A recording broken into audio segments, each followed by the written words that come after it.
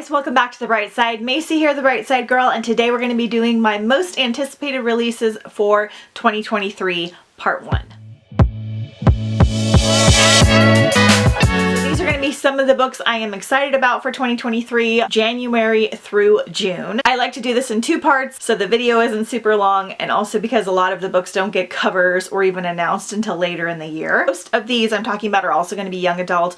There are a lot of really hyped books that are not going to be on this list just because I either haven't read the books leading up to the series or I might not be interested in them, so just kind of keep that in mind. I'm not doing everything that I'm interested in reading for 2023 because I don't always do the best keeping up with new releases, and there really aren't that many by my favorite authors or continuations in series and things coming out that I am like overly excited for. Also keep in mind some of these dates might not be correct. I'm going off of Goodreads. They're not always 100% accurate and things sometimes can change. This is the information I have right now. But there are a lot I'm interested in. So I'm gonna pick like 3 to 4 to talk about every month. So first up, January. Alright, we're already into January a little bit, so a few of these are already out. But January 3rd is going to be The Stolen Heir. So this is one of my most anticipated releases. I already have it on request from the library. This is a new, I think, series set in the Cruel Prince world following a different character. I don't want to give it away in case you haven't read the Cruel Prince series. I really enjoyed the previous series. I love Holly Black, and I'm very excited about the character that they're following in this one. If you're not familiar with Cruel Prince, it is a wonderful fae series with magic and royalty, romance, battles, and all kinds of wonderful things. Also coming out on January 3rd is A Ruinous Fate by Kaylee Smith. So in this we follow a witch, and her fate is tied to these magical witch dice. They're powerful artifacts that have blessed her kind with limitless magic, but also set them on a path towards destruction. Cursed with unspeakable powers that terrify even the most dangerous witches and fae, Calla deserted her coven years ago, and she's been hiding a grave secret. She is only 3 rolls away from becoming the last blood warrior and starting the final war that will decimate her people and eradicate magic. This just sounds really, really cool. It's kind of got like D&D witchy vibes about it, which is kind of unique, and the cover is really cool too, so I'm excited to check it out. Coming out January 24th is The Spice Road. This is part of a new trilogy. It's an epic fantasy series for fans of Sabaa Tahir, Hafsa Fazil, and Elizabeth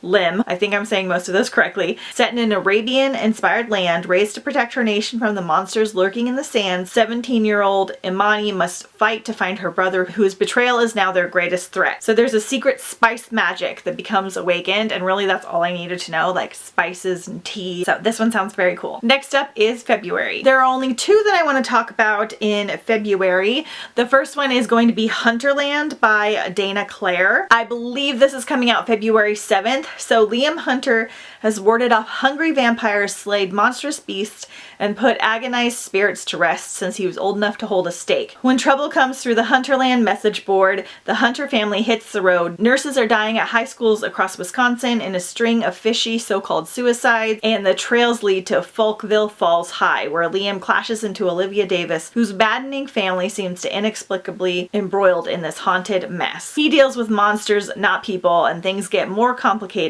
Can Liam find out who or what is responsible for the next murder, or will this be a vicious death cycle? So I think this is like an urban fantasy with monsters and vampires, and we also have a murder mystery, so it just sounded very cool. So then we have Nightbirds by KJ Armstrong. Look at this beautiful cover. So this is a new fantasy world, another trilogy or a series. Political intrigue because the magic of women is outlawed, but 4 girls with unusual powers have the ability to change it all. So it's got a whole like little complex world, but I thought women being unable to use magic was kind of a cool concept. I'm assuming the men are still able to use their magic, so a little bit of a feminist magic women teenage rising happening in this book, and it looks kind of like it might be like a 1920s vibe, so we'll just have to see. Alright, coming up in March, so we have Lies We Sing to the Sea by Sarah Underwood. This is coming out March 7th. So each spring, Ithaca condemns 12 maidens to the noose. This is the price vengeful Poseidon demands for the lives of Queen Penelope's 12 maids,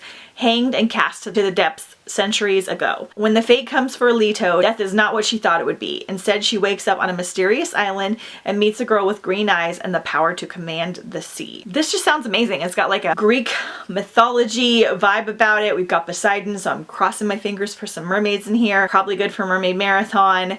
And it just sounded like very interesting and unique. Next up, we have The Memory Eater. Look at this cover, so pretty. Coming out on March 14th. So a teenage girl must save her town from a memory-devouring monster in this piercing exploration of grief, trauma, and memory. I usually don't love books that deal with grief and trauma, but hopefully we have enough magical elements in here that I will really enjoy it, and the idea of like a monster eating memory sounds very, very cool. So I'm willing to check this one out. Coming out, I think on March 28th is Made of Stars. This is supposed to be like Bonnie and Clyde in space. So we have Galaxy-a-thon coming up, and I put a few space reads on this list, and this one sounds pretty good. I really like that short synopsis. Next is Door in the Dark by Scott Reitgen. I hope I'm saying that correctly. This is a standalone that says It's One of Us is Lying meets Deadly Education. It's following 6 teenage wizards as they fight to make it home alive after a malfunctioning spell leaves them stranded in the wilderness. So this sounds like a magical survival read, and it sounds amazing. Also coming out on March 28th.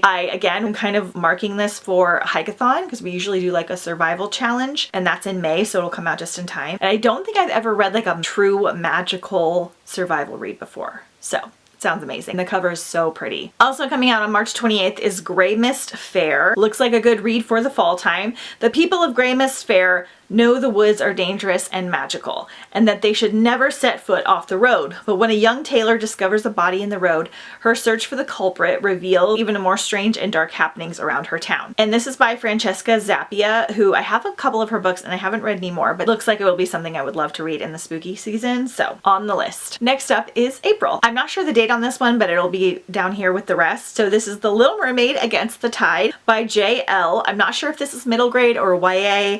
It's a Disney novel. A bunch of things are coming out because of the movie. So this is an original novel inspired by The Little Mermaid, so retelling. After the death of Ariel's mother, the Queen of the Sea, the 7 daughters of King Triton have grown estranged at best. It's been years since Ariel's older sisters have visited home, but this year's Coral Moon is fast approaching, and it's a special one for Ariel. Finally 15, she will be dubbed the protector of her very own ocean territory, as is tradition, and her sisters have agreed to come to the celebration. So just a little twist on The Little Mermaid. Again, something I will say for Mermaid Marathon. Sounds very cool. Hopefully we love it. All right, then we have Silver in the Bone by Alexandra Bracken. I really need to read some more from Alexandra Bracken. I plan on rereading Passenger, I think, this year, because I did it via audio like 5 years ago, but I didn't speed up the narrator, and I realize now that it's actually a narrator that I like, but at the time I felt like I didn't, and I think it's just because I listened at the base speed, and the book was very long. I feel like I would just like this book more now. And then I like her Darkest Mind series, so I want to check this one out because it is a King Arthur retelling, and I like her writing style. So this one is on the list. Then we have Stars and Smoke by Marie Lu. This one's coming out April 4th. So this is supposed to be the hating game meets Mission Impossible. I really like Marie Lu for the most part. So this is a backup dancer turned global pop phenomenon. His star power has smashed records and selling out stadiums from LA to London. Now he's bringing swoon-worthy assets to a whole new arena. And then there's a criminal tycoon, and they like meet up, and there's a whole thing happening. I haven't read like a pop star style book like this, and since Marie wrote it, I probably will check it out. Coming out on April 25th is The Lives of Puppets by TJ Klune. Haven't read anything from him yet, but I've heard awesome things. But this one just sounds so weird and fun that I want to check it out. I don't know if this is YA or adult. It's in a strange little home built in the branches of groves trees. There live 3 robots: fatherly inventor android Giovanni Lawson, a pleasantly sadistic nurse machine, and a small vacuum desperate for love and attention. Victor Lawson, a human, lives there too. They're family, and they're hidden and safe. And then the human repairs a android labeled Hap and finds out that it's connected to one of his other androids and that they have a past of hunting humans. It just sounds super weird, like a quirky part android family living in the woods hiding away. I mean, that sounds so cool. So definitely plan on checking this one out. Then we have The Lake House by Sarah Beth Durst, who I think I've read 1 or 2 books from her, and I really like her writing style. So this is Yellow Jackets, which I never watched, meets One of Us is Lying. And this is a masterful survival thriller. So Claire's grown up triple checking locks, counting her steps, second guessing every decision. It's just how she's wired for worst case scenarios that never come true, until she arrives at an off-grid summer camp to find a blackened, burned husk instead of a lodge, and no survivors except her and 2 other arrivals, Rava and Mariana. And the 3 girls find dead body in the woods. They realize none of this is an accident and something is hunting them. So we've got like a survival thriller. I think this is young adult. Again, something I'll probably read for Hike-a-thon. I've been a little bit more into the thrillers lately, surprisingly. So it just sounds really cool. All right, next up is May. We have Isle of the Gods by Amy Kaufman coming out on May 2nd. So this is magic, romance, and slumbering gods clash in the start of a riveting fantasy series that spans gangsters' dens, forgotten temples, high seas from the best-selling author of Illuminae. I really like Amy Kaufman and I will probably always check out something from her, and I haven't read anything about gods and goddesses in a while, so this sounds really cool and I think it's the start of a new series. We have All the Dead Lie Down by Kyrie McCauley. This is coming out May 16th. So this is The Haunting of Bly Manor meets House of Salt and Sorrow, and it is a gothic romance about a dark family lineage, the ghosts of grief, and the lines will cross for love. The sleeping house was very much awake. Days after tragedy leaves Maren Blythe alone in the world, she receives a surprising invitation from Alice Lovelace, an acclaimed author, horror writer, and a childhood friend of Maren's mother. She offers her a nanny position at Lovelace House, the family's coastal Maine estate. Maren accepts and soon finds herself minding Alice's peculiar girl. Thea buries her dolls one by one, hosting a series of funerals, while Wren does everything in her power to drive her away. When Alice's eldest daughter returns home unexpectedly, Evie Hallow is every bit as strange as her younger sisters, and Maren is quickly drawn into her compelling behavior and grace. So this kind of sounds like it's gonna have like a gallant belladonna vibe, but like its own thing, and it just sounds really, really cool. I love that it's set by the sea. It sounds kind of spooky,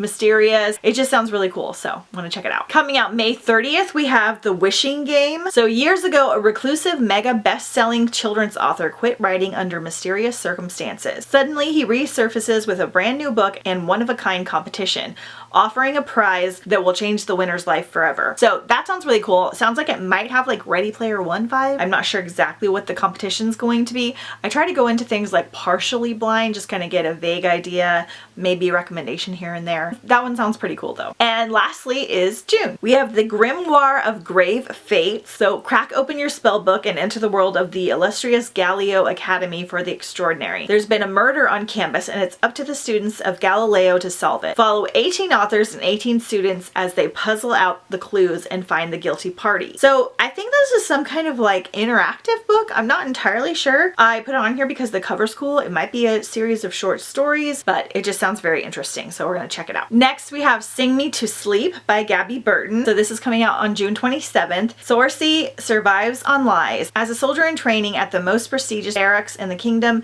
she lies about being a siren to avoid execution. At night, working as an assassin for a dangerous group of mercenaries, Sorcy lies about her identity, and to her family she begins telling the biggest lie of all, that she can control her siren powers and doesn't struggle constantly against an impulse to kill. This is siren, not mermaidy, but I feel like she has the ability to control water, so it'll work. Sounds unique. Adding it to the list, and this is also the first in a series. Then we have Starlings by Amanda Linsmeyer. So this is fans for House of Hollows and Small Favors. In the wake of her family's death, a teen girl discovers a side of her family she didn't know existed and is pulled into the dark and ancient bargain she is next in line to fulfill. So Kit's father has always told her he had no family, but 4 months ago his sudden death revealed the truth. Now she has a grandmother she never knew, Agatha Starling, and an invitation to visit her father's hometown, Rosemont. And Rosemont is picture perfect. The famed eternal roses bloom year round. Downtown is straight out of the 1950s, and there's even a cute guy to show Kit around. The longer she's there, the stranger it all feels. The Starling family is revered, but there's something off about how the Starling women seem to be at the center of all the town's important history. As welcoming as the locals are,